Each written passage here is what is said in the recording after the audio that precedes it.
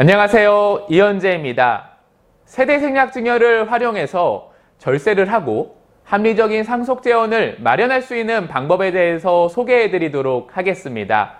잠시 통계자료를 하나 살펴보도록 할 텐데요. 5년간 세대생략증여 현황입니다. 2013년에 7,590억 원이었던 세대생략증여가 2017년에는 무려 1조 4,829억 원으로 크게 성장하였는데요. 손주에게 직접 재산을 물려주면 증여세를 무려 30%나 더 내야 하지만 이런 증여가 늘어나고 있는 이유는 과연 무엇일까요? 바로 부의 대물림을 하는 데 있어서 절세할 수 있기 때문인데요. 5년간 2배나 급증했습니다.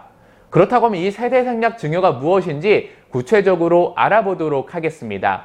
먼저 세대생략 증여는 세대를 건너뛴 증여라고 합니다. 일반적으로 할머니가 아들에게 증여를 할 때 증여세를 납부를 하죠. 그리고 아들은 딸한테 증여를 할 때 증여세를 납부를 합니다. 결국 이렇게 1+1으로 2번 증여세를 납부를 해야 되는데 이 세대를 건너뛴 증여의 경우 할머니가 아들을 거치지 않고 바로 손녀에게 증여를 하는 경우입니다. 이럴 경우에는 20억 이하일 때는 30%의 할증과세가, 그리고 20억 초과일 경우에는 40%의 할증과세가 이루어짐에도 불구하고 세금을 1+1으로 내지 않기 때문에 더욱더 유리합니다. 예시를 통해서 조금 더 자세하게 살펴보겠습니다. 예를 들어서 20억을 증여한다고 가정을 해보도록 할 텐데요. 할머니가 아들에게 1차 증여가 이루어질 경우 20억 원 중에서 5천만 원을 증여재산 공제를 하고요. 그래서 과세표준 19억 5천만 원에 세율 40%와 누진공제액 1억 6천만 원을 빼게 됩니다. 이 금액이 바로 증여세에 해당되고요. 자진 신고할 경우 3% 공제를 받기 때문에 이때 발생하는 총 증여세는 6억 140만 원입니다. 결국 13억 9,860만 원을 증여받을 수 있는데요. 이렇게 증여받은 돈을 다시 손녀에게, 딸에게 증여를 하게 되죠. 이렇게 증여를 할 때 과세표준 13억 4천만 원에서 세율 40%와 누진공제액 1억 6천만 원을 빼게 되고요. 여기에 자진세액공제 3%를 빼게 되면은 또 추가로 증여세는 3억 6,805만 원을 납부를 하게 됩니다. 결국 총 10억 3,054만 원을 증여받을 수 있게 되는 거죠. 20억이라는 돈 중에서 절반에 가까운 돈이 세금으로 나가고 결국 절반 정도 수준만 증여받을 수밖에 없었습니다. 그렇다고 하면 일반 증여가 아닌 세대생략 증여의 경우는 어떻게 될까요? 이 세대생략 증여는 할머니에서 아들을 거치지 않고 바로 손녀에게 증여하는 경우를 의미합니다. 이때 20억 원에서 5천만 원 증여재산 공제를 한 19억 5천만 원에서 세율 40%를 곱하게 되고요. 여기에 누진공제액 1억 6천만 원을 빼게 됩니다. 이렇게 나온 증여세에서 30%를 할증하게 되고요. 여기에 자진신고세액공제 3%를 빼게 되면은 총 납부할 증여세는 7억 8,182만 원입니다. 결론적으로 12억 1,818만 원을 증여받을 수 있는데요. 아까 앞서 소개해드린 일반 증여보다 조금 더 많이 증여받았다는 것을 확인할 수 있겠죠. 이것을 다시 한번 구체적으로 비교해 보도록 하겠습니다. 할머니에서 아들로 갈 때는 13억 9,860만 원을 증여를 하였고요. 아들에서 딸에게 증여할 때는 10억 3,054만 원을 증여할 수 있었습니다. 하지만 할머니에서 바로 딸의 손녀에게 증여를 하게 되면은 12억 1,818만 원을 증여하게 되는데요. 결국 세대생략 증여는 1억 8,760만 원이나 증여하는데 더욱더 유리함을 확인할 수 있고요. 또 한 가지, 아까 할머니에서 아들한테 증여하고 아들에서 다시 손녀에게 증여를 할 경우에 만약에 그 재산이 증가한다면 또 어떻게 될까요? 증가한다고 하면 추가로 납부해야 될 증여세는 또 더욱더 증가하겠죠. 그렇기 때문에 바로 아버지를 거치지 않고 손녀한테 증여하는 게 더욱더 유리한 겁니다. 그리고 또 이 증여 관련해서 또 좋은 팁을 하나 소개해 드리도록 하겠습니다. 상속재산에 포함되는 생전 증여재산의 범위인데요. 할머니에서 아들로 가는 이 증여의 경우 만약에 이 증여를 하고 나서 할머니께서 10년 내에 돌아가셨을 경우에 어떻게 될까요? 이럴 경우에는 상속계실로부터 10년 내 증여는 상속재산에 합산되기 때문에 결론적으로 상속세를 낼 때 과세하는 부분이 더욱더 커질 수밖에 없다라는 겁니다. 하지만 할머니에서 손녀로 가는 이 증여의 경우 상속인 외자이기 때문에 손녀는 상속계실로부터 5년 내 증여만 상속재산에 포함이 됩니다. 결론적으로 6년 시점에 증여를 하고 할머니가 돌아가셨을 때 아들한테 줬을 경우에는 상속재산에 포함이 되지만 손녀한테 증여했을 때에는 상속재산에 포함이 되지 않기 때문에 조금 더 상속세를 납부할 때 유리한 부분이 있다라는 거죠. 결론적으로 조부모 상속세의 합산과세 회피의 가능성도 매우 높다라는 겁니다. 그런데 아까 말씀드린 것처럼 갑작스러운 사망이 발생할 수 있을 텐데요. 이 조부모의 사망이 발생했을 때는 결론적으로 상속세를 또 납부를 해야 됩니다. 그렇다고 하면은 합리적인 상속재원을 마련할 수 있는 방법은 과연 어떠한 방법들이 있을까요?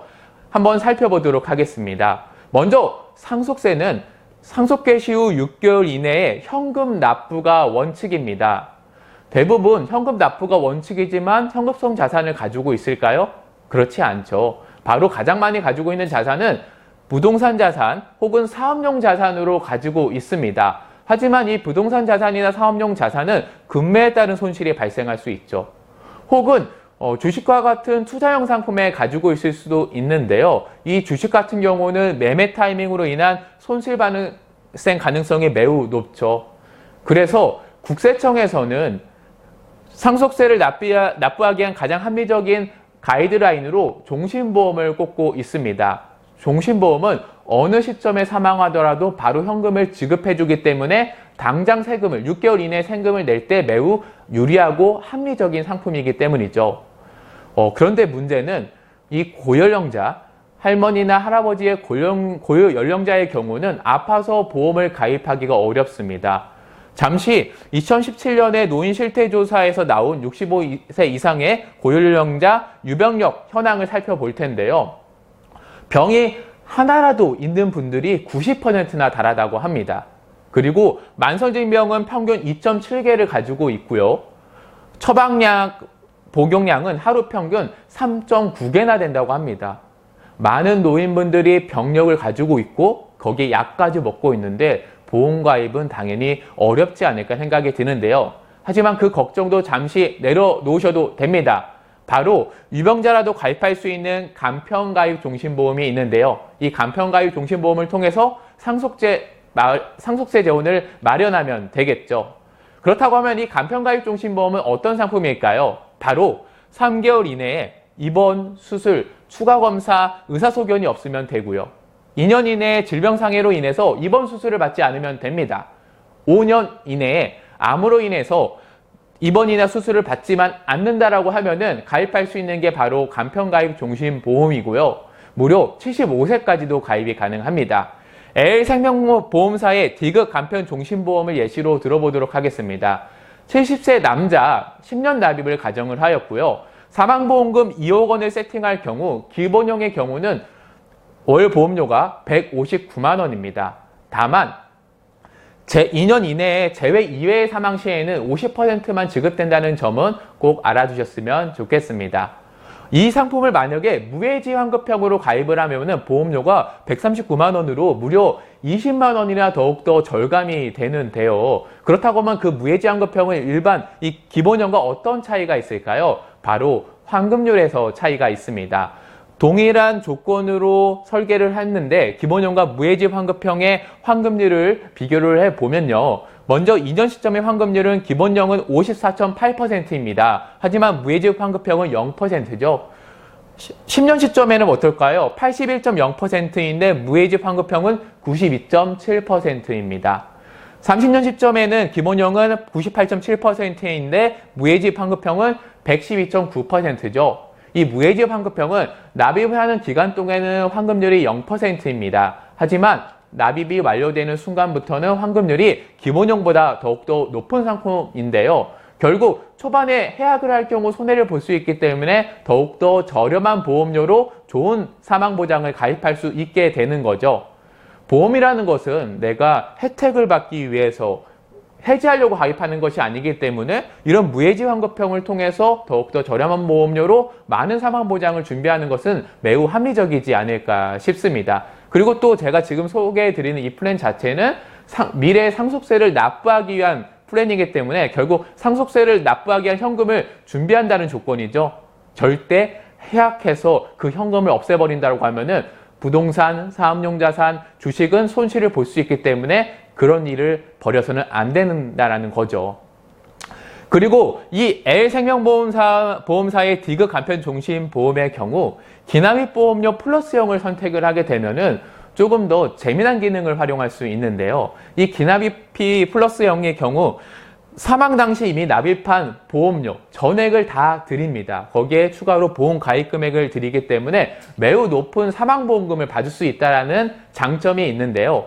이 2억 원을 가입금액평으로 가입을 했을 때에는 내가 이 시점부터 시작해서 종신토록 2억 원이라는 사망보장금을 받을 수 있지만 이 기납입 플러스형을 선택을 했을 경우에는 10년 시점의 사망보험이 무려 13억 2천만 원이나 됩니다. 결국 2억 원에서 내가 납입한 보험료를 더 주기 때문에 점점 더 크게 상승한다는 거죠. 아마 이 정도의 사망보험금이라면은 상속세를 납부하는 데 있어서 큰 문제가 없지 않을까 싶습니다. 다만 보험료가 조금 비싸다는 게 단점이지만 내가 상속세를 납부하기 위해서 적금을 한다고 생각을 하고 또 이자가 무려 2억이나 발생한다고 하면은 분명히 작은 금액의 상품이 아니지 않을까 싶습니다. 결론적으로 이 세대 생략 증여로 절세를 하시고요. 간편가입 종신보험을 통해서 상속세 재원을 마련을 하셔서 꼭 세금을 내는데 큰 문제가 없으셨으면 좋겠습니다. 이 영상을 시청하신 시청자분들이 있다라고 하면은 꼭 해당 플랜들을 주변에 있는 보험 설계사분들에게 잘 상담받아 보셨으면 좋겠고요. 이 영상을 시청하시는 보험 설계사분들이 있다라고 하면은 세대 생략 증여 플랜을 세워드리고 거기에 간편가입 종신보험으로서 상속세 재원을 꼭 마련할 수 있도록 안내를 해 주셨으면 좋겠습니다. 시청해 주셔서 고맙습니다.